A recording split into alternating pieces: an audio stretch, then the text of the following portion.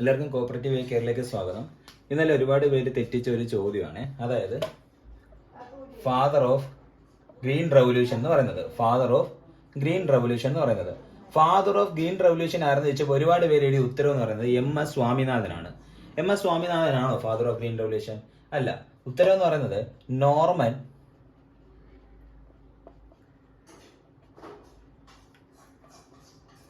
Norman Borlaug ആണ് ഉത്തരം. ആരാണ്? Norman Borlaug. Father of green revolution എന്ന് ചോദിച്ചാൽ നോർമൻ ബോർലോഗ് എന്നാണ് എഴുതാൻ.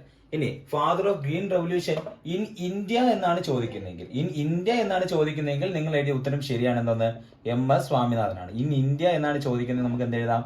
എം.എസ്. സ്വാമിനാഥൻ എഴുതാം. അപ്പം ഫാദർ ഓഫ് ഗ്രീൻ റെവല്യൂഷൻ എന്നാണ് ചോദിക്കുന്നതെങ്കിൽ നോർമൻ ബോർലോഗ് എന്ന് എഴുതുക.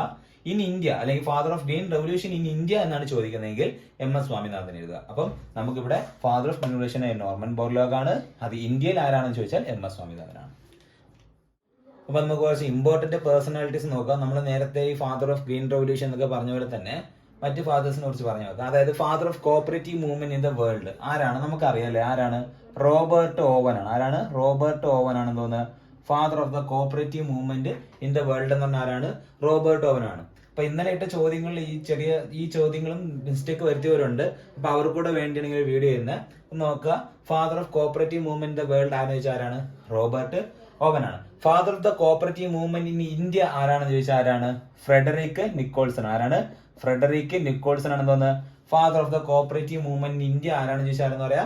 ഫ്രെഡറിക് നിക്കോൾസൺ എന്ന് പറയാ. അടുത്തത് father of green revolution in India. എന്താണ്? Father of green revolution in India. ഇന്ത്യയിലെ ഹരിത വിപ്ലവത്തിന്റെ പിതാവ് എന്നറിയപ്പെടുന്ന ആരാണ്? ഇന്ത്യയിലെ ഹരിത വിപ്ലവത്തിന്റെ പിതാവ് ആരെന്ന് ഞാൻ നേരത്തെ പറഞ്ഞു. ആരാണ്?